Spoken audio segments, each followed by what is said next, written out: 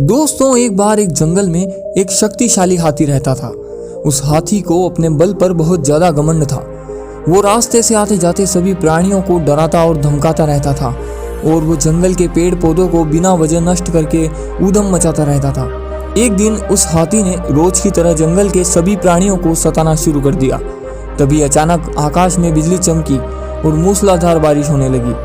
तेज बारिश से बचने के लिए हाथी दौड़कर एक बड़ी गुफा में जा छिपा।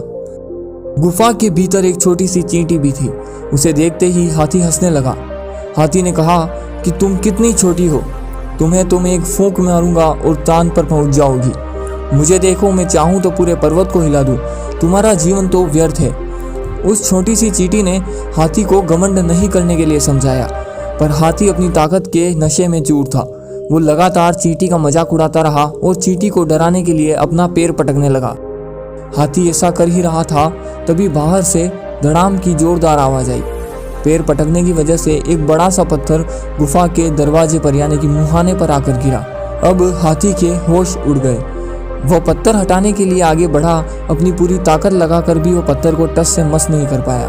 बारिश रुकते ही चींटी बोली, देखो, तुम मेरे छोटे होने का मजाक उड़ा रहे थे, पर इस समय मैं अपने इसी छोटे आकार की वजह से इस गुफा से बाहर जिंदा जा सकती हूँ, लेकिन तुम नहीं।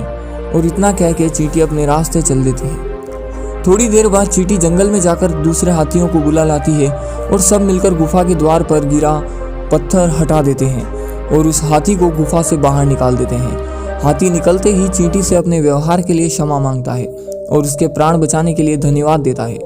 इस घटना से हाथी को यह बात समझ में आ गई कि सभी प्राणियों में साथ मिलजुल कर रहने में ही भलाई है।